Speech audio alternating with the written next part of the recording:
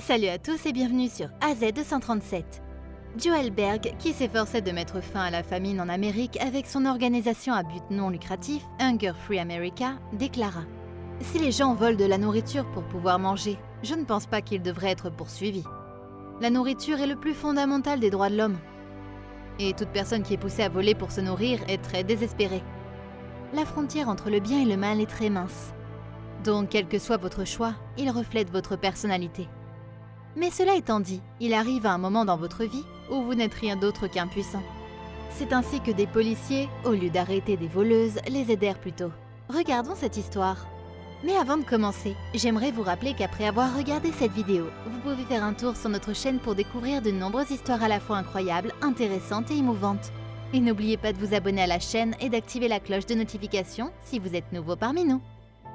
La première histoire est celle d'une femme, Sarah Robinson, qui avait perdu son emploi et avait 6 enfants. Elle avait du mal à subvenir aux besoins de sa famille après le décès de son mari en 2012. Elle avait 6 filles, Emily de 15 ans, Sophia de 13 ans, Angelina de 12 ans, Miley de 4 ans et 2 jumelles de 2 ans, Becky et Bella. Sarah déposa une caution auprès de son nouveau propriétaire, mais elle fut mise à la porte par celui-ci à la suite d'un différend. Depuis lors, elle vivait dans leur voiture et n'avait même pas l'argent nécessaire pour subvenir à leurs besoins. Dans ces moments désespérés, elle décida d'aller au Walmart de Royland Park pour acheter des choses pour ses enfants, mais comme elle n'avait pas d'argent, elle décida de voler. Cependant, elle fut attrapée par les agents de sécurité qui appelèrent la police. Lorsque le policier arriva, il vit que les gens volaient habituellement des objets coûteux, des vêtements, des chaussures et des lingettes humides. Le coût total de ces choses était d'environ 300 $. Elle n'avait même pas essayé d'obtenir quelque chose pour elle-même. L'agent était stupéfait de voir qu'une femme épuisée avait essayé d'obtenir des choses pour ses enfants. Arrêter Sarah aurait encore aggravé leur situation. Elle n'avait jamais rien volé auparavant. Lorsque le policier lui demanda pourquoi elle ne demandait pas d'allocation, elle lui répondit qu'elle ne pouvait pas le faire parce que beaucoup de choses, y compris ses documents, avaient été perdus ou volés pendant le déménagement. C'était une démarche désespérée de sa part. Elle pleurait et se sentit coupable. Mark le policier pensa à ce qu'elle devait ressentir en ce moment.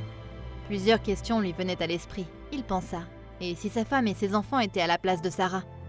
Et s'ils étaient sans défense et qu'il n'y avait personne pour les aider? Des choses horribles peuvent arriver dans votre vie. Sarah n'avait même pas un toit sous sa tête. Il vit une mère qui avait dû prendre des mesures désespérées pour ses enfants. Il décida donc de ne pas l'arrêter et paya pour ses affaires. Puis, il loua un appartement pour eux et chercha des personnes qui pourraient les aider. Les gens furent gentils et lui tendirent la main. Dès le lendemain, le poste de police était rempli de couches et de lingettes pour bébés, etc. Les chaînes d'information voulurent interviewer Mark lorsque la nouvelle atteignit la télévision nationale. Il fut ensuite invité à l'émission Good Morning America Show, ce qui lui permit de toucher encore plus de monde. Dans l'interview, il déclara « Étant moi-même père, cela m'a évidemment touché au cœur. Walmart la voyait peut-être comme une criminelle, mais moi je la voyais comme une mère qui traversait une période très difficile. » Le commissariat fut ensuite submergé d'appels et de lettres. Ils reçurent plus de 500 propositions provenant de 16 pays différents. Ils réussirent à réunir 7 000 $ et ouvrir un compte bancaire. On demanda à Sarah de justifier l'argent avant qu'il ne soit versé sur son compte bancaire. Elle put ensuite louer un appartement, elle reçut une offre d'emploi et recommença une vie normale. Les charges retenues contre elle furent abandonnées, mais elle dut effectuer des travaux d'intérêt général. Sarah s'était sentie très privilégiée et reconnaissante que Mark ait pris une telle initiative pour elle et qu'il lui ait même proposé un logement pour elle et ses enfants. Elle ajouta « Nous sommes passés de l'hébergement dans une voiture et de la location d'une chambre à la possibilité de chercher un logement et de choisir un endroit que nous aimons et qui ne tombe pas en ruine. » Un acte de bonté de la part d'un policier avait changé la vie d'une famille. Il faut s'occuper des gens qui sont dans le besoin autour de soi. Il existe dans le monde une grande communauté de personnes qui n'ont pas assez à manger. Si nous prenons l'exemple des États-Unis, il y avait environ 37,2 millions de personnes qui n'avaient pas de nourriture à un moment donné en 2019. L'histoire suivante concerne une femme, Teresa West, qui vola des produits d'épicerie pour nourrir sa famille. Le supermarché Food Lion de Hillsborough signala à la police qu'une femme s'était enfuie avec des aliments volés. Ils se rendirent chez elle et lui demandèrent pourquoi elle avait volé des provisions à l'épicerie. Elle dit à l'agent à quel point elle se sentait coupable et qu'elle voulait simplement nourrir ses enfants qui n'avaient rien à manger depuis 3 jours. Elle ajouta « Nous avons appelé les églises et tout le reste, mais tout le monde nous a dit « Nous passons par le conseil interconfessionnel, nous passons par ceci et par cela et personne ne voulait nous donner quoi que ce soit. Nous n'avions rien. J'ai dû sortir et voler de la nourriture et c'est désespérant. Et je suis désolée d'avoir fait ce que j'ai fait, mais mes enfants avaient faim. » Ils inspectèrent sa maison et découvrirent qu'elle avait raison. Elle rendit la nourriture de 36 $, mais les policiers la ramenèrent à l'épicerie et lui permirent d'acheter des provisions pour environ 140 $. Le département de police de Hillsborough écrivit ensuite sur les médias sociaux. Hier, le caporal-chef Keith Bradshaw et l'officier de première classe Candace Spraggins ont enquêté sur un vol commis chez Food Lion. Ils ont retrouvé la délinquante à son domicile, où elle a reçu les 36 $ de nourriture qu'elle avait volés pour elle et ses enfants. Il ne s'agissait pas d'un crime par cupidité, mais d'un crime jugé nécessaire pour une mère essayant de nourrir ses enfants. Bien que les policiers aient dû l'inculper pour vol, ils ont pris l'initiative de retourner au magasin et d'acheter 140 $ de nourriture, qu'ils ont apporté à la famille affamée. Parfois, le travail de la police n'est pas aussi simple qu'il n'y paraît. Ils reçurent une réponse très enthousiaste sur leurs médias sociaux, et de nombreuses personnes se manifestèrent pour aider la famille. Non seulement les gens de leur propre localité, mais aussi ceux du monde entier voulaient l'aider. Ils mirent donc à jour leurs médias sociaux et déclarèrent que si quelqu'un voulait faire un don, il pouvait contacter les services sociaux de Hillsborough.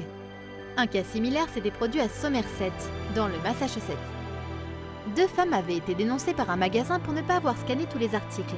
Lorsqu'on leur demanda de se rendre au poste de police, elles expliquèrent qu'elles traversaient une période difficile et qu'elles n'avaient pas d'argent nécessaire pour nourrir leurs enfants à Noël. L'agent les laissa partir avec un avertissement d'interdiction d'accès. Il leur remit également des cartes cadeaux d'une valeur de 250 $ afin qu'elles puissent acheter de la nourriture. Lors d'un entretien avec une télévision locale, le policier déclara « De toute évidence, cette famille était dans le besoin. Ils étaient très reconnaissants. Ils étaient en quelque sorte choqués. Je suis sûre que beaucoup de personnes dans la même situation auraient pensé que l'issue serait différente et qu'elles auraient peut-être été arrêtées ou auraient dû aller au tribunal. J'ai acheté une carte cadeau d'une valeur proche de celle qui aurait été prise. J'ai juste fait ce que je pensais être juste. Il ne s'agit pas de moi, j'ai juste essayé de me mettre à la place de cette famille et de faire preuve d'un peu d'empathie. » Avec de tels exemples, vous pouvez voir que de nombreux policiers ont fait preuve de gentillesse envers les personnes qui ont volé. Pourquoi ? Vous vous demandez sans doute s'il n'y a pas une punition pour le vol. Oui, il y en a une, et nous n'encourageons en aucun cas le vol, mais nous essayons de faire une remarque ici. Nous pensons souvent que les personnes qui volent sont mauvaises. Mais nous sommes-nous jamais demandé pourquoi elles volent ? Pourquoi étaient-elles si désespérées ? Pourquoi ont-elles pris des mesures aussi désespérées ? Il existe des millions d'histoires de ce genre. Dans le scénario actuel, la situation ne peut qu'empirer, car la pandémie aggrave le problème et pousse à la pauvreté. Le nombre de personnes touchées devrait passer de 88 millions à 115 millions dans le monde entier. Et en 2021, ce nombre devrait passer à 150 millions de personnes. Alors, où avons-nous fauté ? Pourquoi cela se produit-il dans notre monde ? Nous devons vérifier nos actes et y mettre de l'ordre. Le changement commence de l'intérieur. Vous devez réfléchir au fait de savoir où va ce monde. Devons-nous laisser ce genre de monde à nos générations futures ? Ou il n'y a que la pauvreté et ajouter un manque total de compassion ? Il pourrait y avoir 2 hypothèses à ces cas. Un groupe pourrait penser que les actes des policiers illustrés ici sont mal, parce que cela ne fera que promouvoir l'acte de voler, et l'autre groupe trouverait que ce sont des actes empathiques louables. Je ne prendrai pas parti. C'est à vous de réfléchir par vous-même. Faites un peu d'introspection et trouvez une réponse. Quelle que soit votre réponse, je suis sûre que vous et les personnes qui vous entourent voulez le meilleur pour l'humanité. Il n'est pas trop tard. Faites votre premier pas aujourd'hui vers un monde meilleur. Quelle est votre opinion au sujet de cette histoire ? Dites-le nous dans les commentaires. Si vous avez aimé cette vidéo, alors cliquez sur le bouton j'aime et partagez-la autour de vous. À très bientôt sur AZ237.